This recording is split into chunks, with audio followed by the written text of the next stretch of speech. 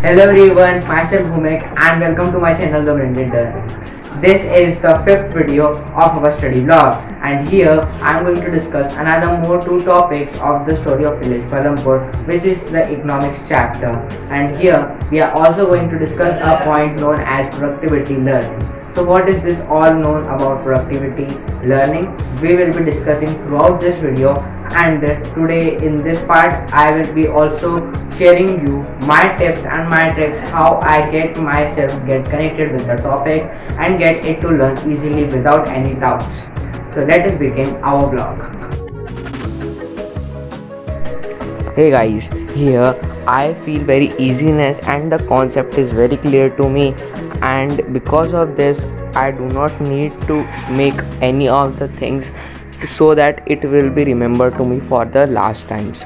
यहाँ ऐसी चीज़ों को हम लोग प्रोडक्टिव लर्निंग कहते हैं जहाँ आपको कोई डाउट्स ना हो, आपका सिलेबस कंप्लीट हो रहा है और आपको डाउट्स भी नहीं है। तो ये इस प्रोडक्टिव लर्निंग को एग्जीक्यूट कैसे करते हैं, तो इसका सिर्फ और सिर्फ एक ही है, ये एक प्रोपोर्शनल गेम है जहाँ आपका एक्सप्लेनेशन अच्छा रहेगा। जिससे भी आप एक्सप्लेनेशन ले रहे हैं उसका अगर एक्सप्लेनेशन अच्छा होगा आपकी अंडरस्टैंडिंग अच्छी होगी। और इसी तरह मेरे वीडियोस में भी आप अगर पिछला कॉन्सेप्ट भी लेंगे तो ये कॉन्सेप्ट और पिछला कॉन्सेप्ट दोनों कनेक्टेड है। तो आई विल रिक्वेस्ट और recommend you all to see the previous video because it will be helpful to you, and at the same time it will also be you will also be able to understand the concept very easily. So this was my secret how I just clear my doubts in the concepts. So guys, now let us discuss why or how much capital is needed in the farming of this Palampur. अगर देखें तो farming या modern farming and intensive capital है, क्योंकि intensive capital का मतलब ये होता है ऐसी कैपिटल जहाँ इन्वेस्टमेंट ज्यादा लगता है। अगर हम लोग मॉडर्न फार्मिंग के मेथड्स देखें तो पहला पॉइंट आता है जैसे कि फर्टिलाइजर्स, मशीनरीज, इन सारों में बहुत ज्यादा पैसा लगता है। इसी वजह से हम लोग अब देखेंगे कि क्या स्मॉल फार्मर्स, मीडियम फार्मर्स और लार्ज फार्मर्स अपना मैनेजमेंट कैसे रखते हैं, उनके पास पैसा कहाँ से आता है, और जिन लोगों के पास पैसा नहीं आता रहता है वो लोग कैसे मैनेज करते हैं। तो हमने मेरे पिछले वीडियो में देखा कि लैंड और वाटर जो कि फैक्टर्स ऑफ प्रोडक्शन है। अब उसके बाद हम लोग आगे थर्ड पॉइंट जो है वो है कैपिटल। तो एक फैक्टर है कैपिटल। तो अगर देखें हमें ये पता चलेगा कि कैपिटल जो एक चीज है फार्म के लिए लगती है वो कितनी इम्पोर्टेंट है। अगर कैपिटल नहीं रहेगी, अपने इन्वेस्टमेंट नहीं होंगे तो मॉडर्न फार्मिंग प्रैक्टिस नहीं होगी। अगर हम लोग स्मॉल फार्मर्स की बात करें तो स्मॉल फार्मर्स के पास यहाँ लोन लेना पड़ता है। अब या तो कुछ फार्मर्स बैंक की ओर जाते हैं या तो कुछ लैंड होल्डर्स के पास जाते हैं अपना लोन लेने। अगर हम लोग देखें तो यही एक बात भी उभरता आती है, जैसे कि हमारे चैप्टर के अंदर ही छोटी सी सविता थी। तो अगर जैसे मैं सविता का नाम लेता हूँ, हम में से कुछ लोगों के मन में डाउट आएगा कि फीमेल्स फार्मर्स, तो जी हाँ 80% ऑफ द जो पूरी फार्मिंग है उसके अंदर 80% वुमेन्स ही है, 20% सिर्फ मेन है। एक स्टीरियोटाइप थॉट है कि सिर्फ फार्मिंग जो है वो सिर्फ मेन ही करते हैं, पर ऐसा नहीं है, 80% वुमेन करते हैं। तो अगर आगे बढ़े तो यहाँ सविता के पास ज्यादा बड़ा लैंड नहीं है और उसे इन्वेस्टमेंट करना है मॉडर्न फार्मिंग के लिए, उसके पास पैसे नहीं है। तो या तो दो ऑप्शन है, कभी सविता बैंक के पास जाएगी या तो फिर वो किसी दूसरे से लोन लेगी।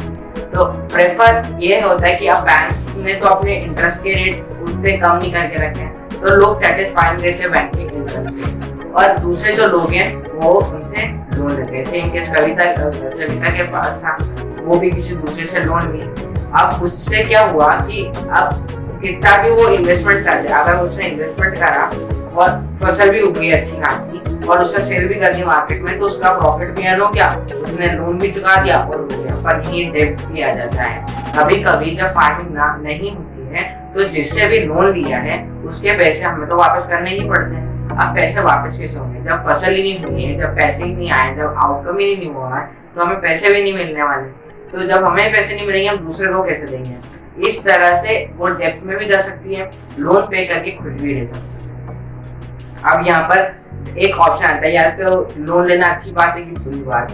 अब मिडिल क्लास या जो भी फार्मर्स है वो बहुत पुअर रहते हैं, अब उनके पास स्मॉल फार्मर जैसे हम बात कर रहे हैं, तो उनके पास सिर्फ एक ही ऑप्शन रहता है, वो होता है लोन का ऑप्शन। क्योंकि बैंक के इंटरेस्ट हाई रहते हैं और आपको टाइम टू टाइम लोन देना ही पड़ता है।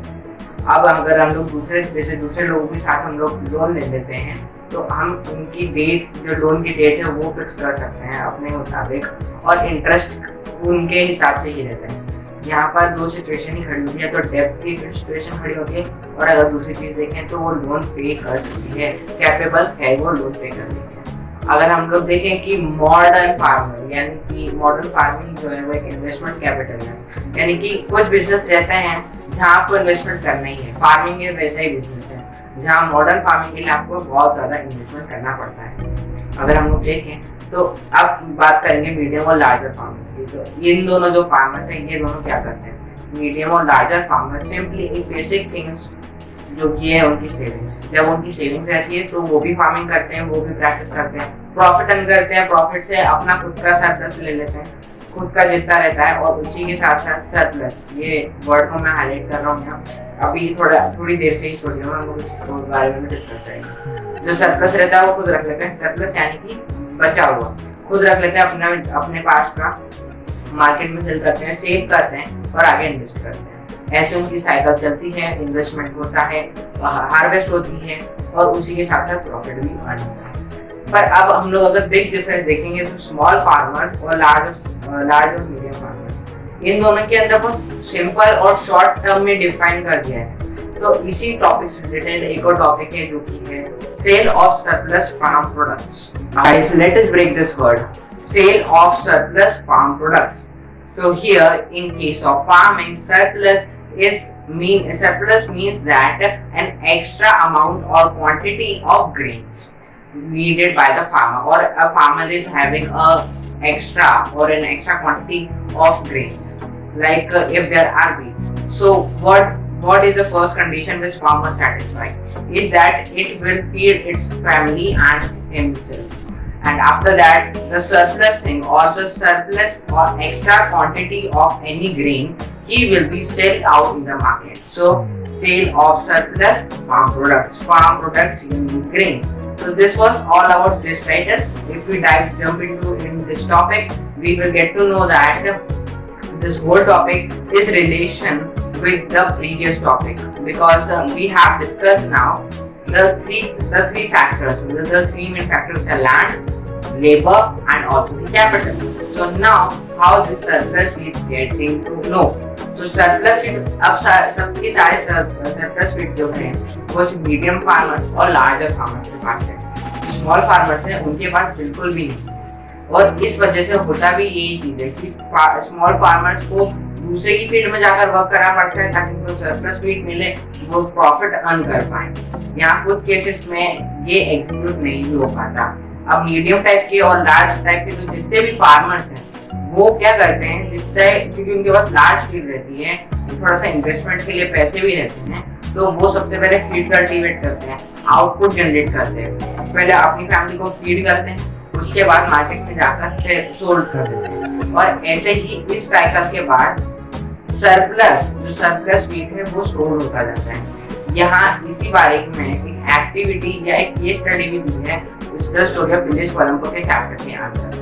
तो चलिए उस केस स्टडी को हम लोग देखते हैं। सो गाइस, अब हम लोग केस स्टडी की ओर बढ़ते हैं।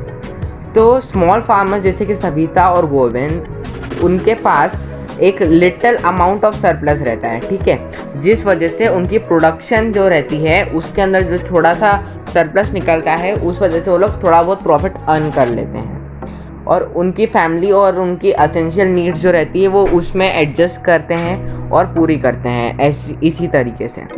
पर अगर हम लोग देखें तो कुछ फार्मर जैसे कि Tejpal Singh, the large farmer has a surplus of 350 quintals of wheat from all his land. He sells the surplus wheat at the Raiganj market and has good earnings.